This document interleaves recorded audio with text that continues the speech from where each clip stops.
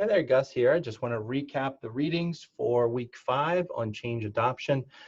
Very important set of readings this week. It's really at the heart of the course. And so I'm going to share my screen. Give me a moment here. And we'll start off by talking about the ACMP standard for change management, right? The graphic that they use to describe the change management ecosystem, if you will, is what's shown on screen here with the current state on the left, future state on the right. How do you change management? It's all about bridging this chasm, right? And helping people go from current state to future state. And so there are different parts of this, this process, but the part we're in right now, as it relates to the ACMP standard, is in this developing change management plans, right? So we're trying to figure out how can we move people from here to there. We've broken down through organizational readiness analysis assessment.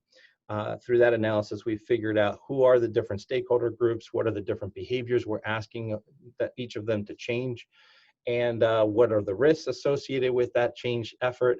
And we've prioritized it based on that, the amount of risk there, and have said, okay, let's make sure we invest the most amount of change management effort into those groups that are the most at risk, the ones that are going to be most resistant. Let's make sure we really focus our efforts and attention there. Groups that are most cooperative, the most on board with it. Maybe we don't need to do as much with them. Just help them stay aware, keep aware, give them the tools they need, the knowledge and so forth, the skills, and help them make the transition. For those folks, it'll be relatively easy. And then we have the other group on the other side, which are the advocates, the supporters who are really on board with this. They're gung-ho and ready to get into this change. And so that's great. Let's figure out how we can use them to help us improve the chances of success by having them influence the other folks, especially the folks who are most highly resistant to the change. So we've been going through that process, right? And through the readings this week, we see a number of different ways in which we could begin to make some of those changes. And so let me start off by looking at the Daryl Connor's stages of commitment curve. So in his in that reading assignment, in his model, every change effort, every organizational change effort goes through this continuum here, and if we stick to it, if we keep working at it, we work our way up this curve. And it starts with contact, which is really the first time that people hear about the change. At that point, they're unaware anything's happening. Now you've made them aware. That's great. There's going to be a lot of questions once they become aware, once they start to realize, oh my gosh, that means something's changing. And the defenses go up, and a lot of questioning and hollering and hemming and so forth. And that if you can work through that confusion, that point of despair, to help people really become fully aware of the change, then you start to move up. But of course, the more they learn about the change, the more they start to see how things are going to change for them personally, how it's going to impact them, they start to potentially have negative perceptions. And you have to manage those negative perceptions by helping people understand how you're addressing those concerns that they have. And then as you move up, you will hopefully start to see some positive perception of that. And the challenge there sometimes is that while people may feel positive about something, they maybe don't feel the sense of urgency to actually change any behaviors. They're like, oh, that's a great idea. You're right. We should do that. Managers, for example, you're right. I should meet with my employees once a week for one-on-one meetings with them to talk about their professional development. Great idea. I'm fully on board with that idea. Oh, you want me to actually start doing that? This, like now? Right? Big difference between philosophically agreeing with something and feeling positive about it, and then actually taking action on it. And so that's why Daryl Connor refers to this as the action threshold, which is this point in time in an initiative where people feel positive about it, but they don't necessarily have a sense of urgency to do anything about it. But if you can work past that and get people actually doing the thing, then what'll happen is initially they'll dip their toes in the water and they'll start experimenting. Not all of them at once, but a few of them will start experimenting. A few managers might start to meet with their employees one-on-one every week and might start asking questions about their professional development. Might say, hey, Gus, what are your aspirations? What are you hoping this job's going to lead to in the future? And suddenly they start to have very different kinds of conversations with their employees, and they start to see that their employees are responding well to it, and their morale is improving, their engagement's improvement, because they feel like we care about them. And wow, weird things, right, start to happen, positive things. And if that happens, if they're having positive experiences as they experiment, then you'll continue to move up this adoption curve. If you have bad experiences as you move up this from through these experiments, if people find that bad things are happening, well, then there's the risk that they may start to reject the change, right? They say, we tried it and it didn't work. It sucked. We talked to our employees. They looked at us like we had 10 heads, and they said, why are you bothering me? I don't want to talk to you every week. It's ridiculous. And so now they've been turned off to the change, and they're not going to mess with it anymore, unless you might have to go back and try something different.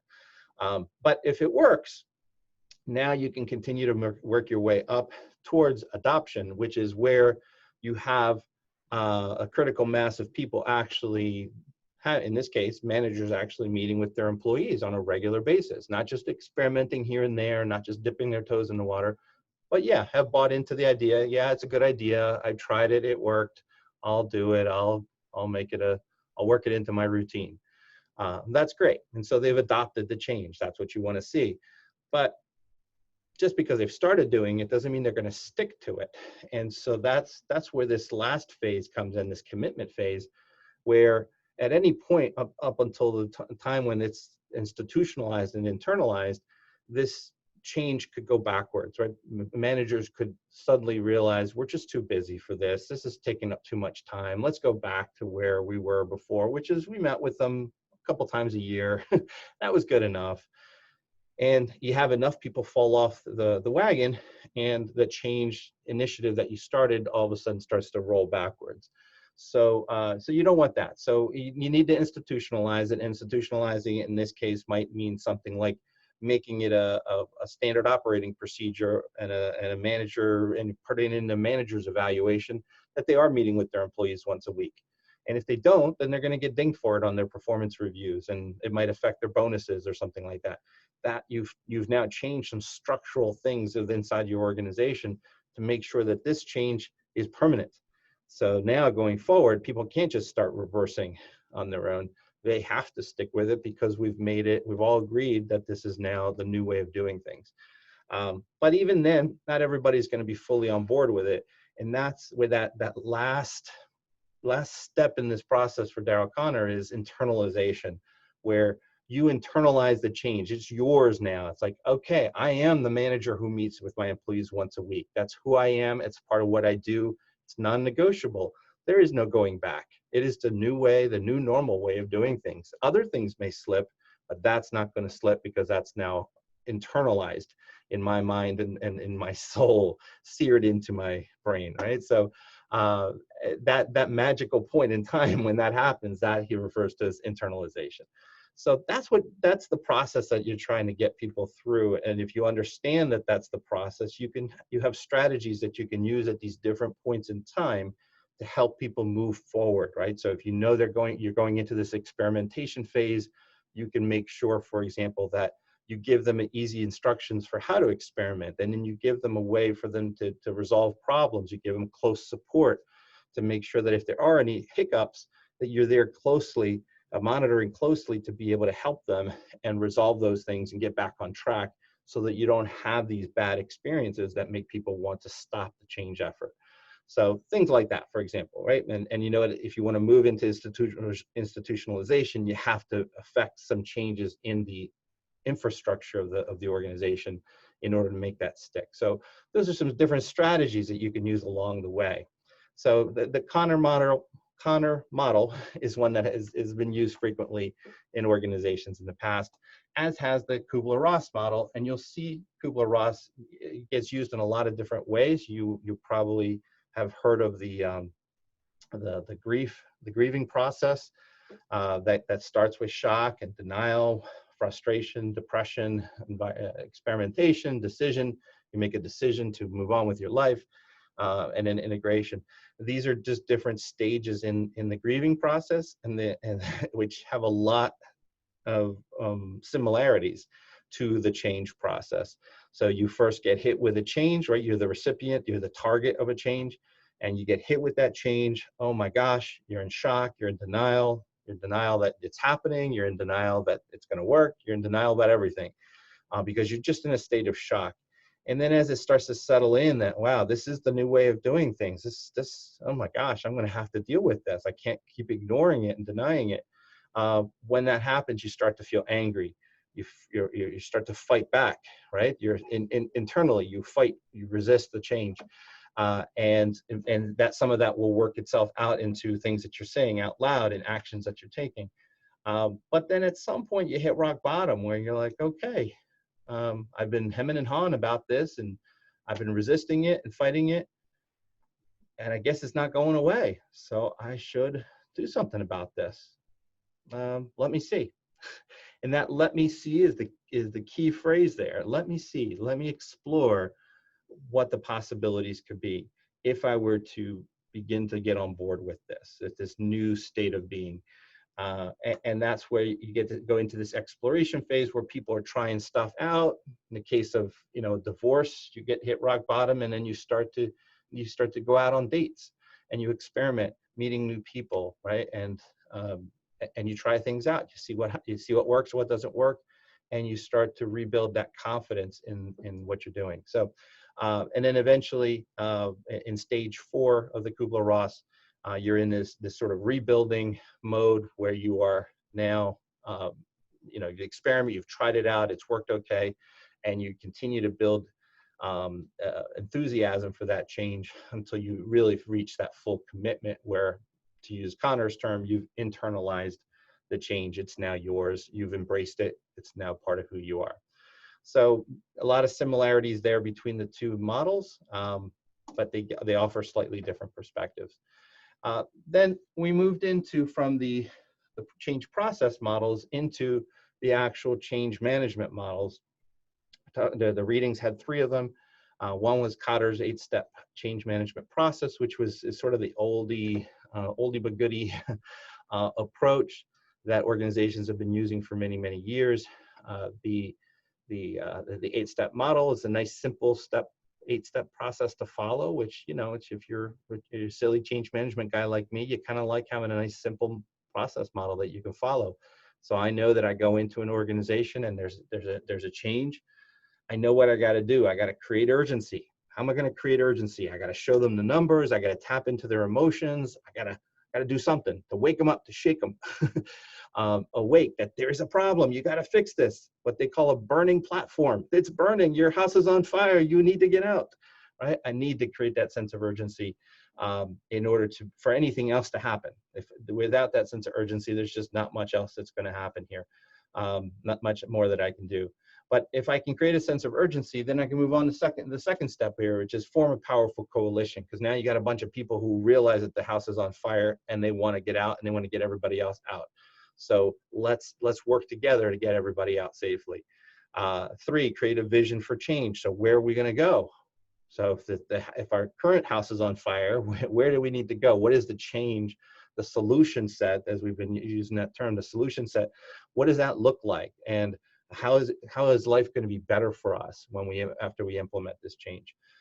Communicating that vision then to other people to get everybody on the same page in terms of, here's why our house is on fire, and here's evidence that it's on fire, and here's the new state of being that we want to reach, the future state, and here's how we're going to get there. Then remove obstacles, because there's usually, as we've talked about, many different obstacles that get in the way of change, a lot of different headwinds that you have to fight against. Figure out what they are and remove as many as you can and neutralize them or minimize them as much as you can so that you have the best chance of moving this process forward. Create short-term wins. That helps you build momentum, helps you build credibility. There's just cannot say enough things about the importance of getting short-term wins.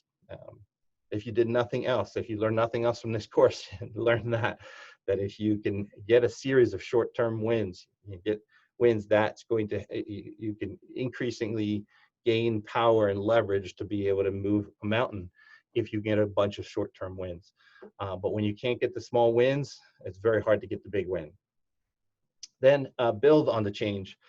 So once you've got people moving and you got folks moving, then start to introduce some of the maybe more advanced things that you want to do, some of the more complex things. Start off simple and then build onto it once you get everybody moving. Trying to pile everything on at the beginning and trying to get everything perfect from the start is not really a great way to go, because it makes the change effort too heavy, too big. So you want to start off small and say, okay, here's the change we're going to make. We're going to move from point A to point B, and it's this simple, this easy, and this is why, because our house is on fire and we need to move. Great. We start moving, and once you get people moving, then it's much easier at that point to say, okay, on our way from A to B, we're also going to do a little bit of C, and we're going to stop off here at D and visit there for a little while, and then we're going to go do E, and then we're going to get to B. And people will be much more accepting of that if you are building on momentum, and then anchor the change in solid stuff and concrete things in institutional infrastructure types of changes, changing compensation to align with it, changing roles, responsibilities, org structure, all those other levers of change management that I mentioned before. Those are the different ways in which you can anchor the change to make sure that it is not going to go anywhere, right? It's anchored, and so it's not going to stray backwards because you've institutionalized it. So that's Kotter's 8-step model. The video hopefully explained it better than I did, but that's my sort of take on it. Some really important concepts here, like this forming a powerful coalition and the short-term wins. Those are some key takeaways that I have from the Kotter model. Then there's ProSize ADKAR model, which came along and said, you know, we don't need an 8-step model. We can do all this organizational change with just 5 steps, right? So they went from the 30-minute abs to the 8-minute abs or whatever. But anyway, so it's just a different repackaging of this change process, but there are some differences. So ADKAR here focuses on awareness, desire, knowledge, ability, reinforcement. So awareness, how are you going to make people aware of the change, right? And then introduce it in a way that's going to make people, that's going to help people understand what's happening. How are you going to create this desire for change? And this is where your levers of change management come in. Are you going to get them, is it going to be a fear that's going to drive their desire to change? Is it going to be a desire for more money, more stability, more whatever, more esteem from their colleagues? What is it that's going to fuel their desire for change? What knowledge do they need to have about the change in order to fully understand what's changing and why it's changing and how it's changing? And then the ability, which really comes down to capabilities and capacity. Do they have the right capabilities, the skills to be able to actually implement the change you want? Right? So if you want a manager to have development conversations with their employees, do managers know how to do that? We don't want to assume that they do, because many of them may not. And do they have, the second thing is capacity. Do they have time? Do they have bandwidth? Is there opportunity really for them to be able to have those conversations? So you have to think about those things and make sure that the people that you have targeted for the change actually have the ability to make the changes. Otherwise, it can be very frustrating for them that if they want to make the change, they still can't because they don't have the ability. And then the last thing is reinforcement. So when people are starting to make the change, how do you reinforce that to make sure they stick with it, that they have good experiences and they build on one another and you get that momentum going, right? And both of these models are all about getting momentum forward, right? You got to get momentum to move people forward. And once you start moving them forward, it's much easier to bring about the change you need. So the last reading, I think, is one of my favorites, actually. This book, Switch, by the Heath brothers, good old Chip and Dan. They, I think they came up with a really nice metaphor for how change works and how to capture through the psychology of change, and how we can take advantage of what we know about the psychology of change to get people moving. So they talk about the rider and the elephant, the rider representing the rational parts of our brain, the elephant, the emotional part. And the gist of it is, if the rider wants to go somewhere, but the elephant doesn't, then you're not going anywhere, at least not on the elephant, because the elephant really controls, dictates which way they go. And so if the elephant wants to go right, it's going to go right, regardless of what the rider may think or may ask for. So you have to appeal to both the rider and the elephant if you want to make a change in direction, right? So if you want to go left, you got to get both of them to want to go left. So for the rider, that's all about the rational arguments that we've been talking about. That's what's going to persuade them.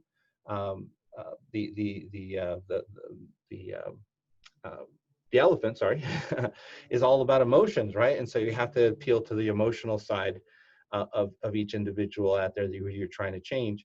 And the Heath book talks about the 400 gloves example, which is also highlighted in the course. We did a little widget on that sort of walks you through the 400 gloves example, which is a really great example of how you can use both data and emotions to drive, to get a change initiative going, right? And to start to get forward momentum. And that's what these guys are trying to do. They're trying to get both the elephant and the rider to start moving in a new direction. And that's momentum. And once you can get momentum, then you're in good shape. But the third thing you need to have is once you have momentum, is people got to be going in the right direction, right? You get them moving, but you need to get them moving in the right way, in the right direction, and the right speed, and so forth.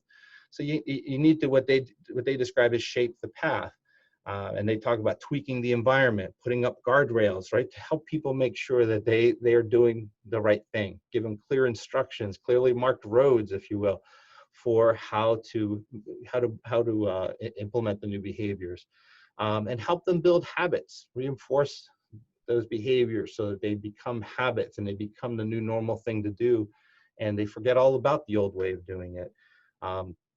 So these are some of the things that they are suggesting in their book and is summarized in the video. So excellent, 3 excellent readings, 2 of which summarized in video. But they are excellent readings, excellent resources that give you a supply and a way of thinking about change adoption that you can apply now to your course projects and to your organizational stakeholders, and how you can get each of those different groups moving in the right direction. So hopefully that is helpful, that this week's discussions have been helpful for you and the readings have been helpful for you in helping you get to what you need to get to with your team projects. And so if you have questions, I'm around, let me know. Otherwise, congratulations on another good week. And we will be starting up week 6 shortly. Take care.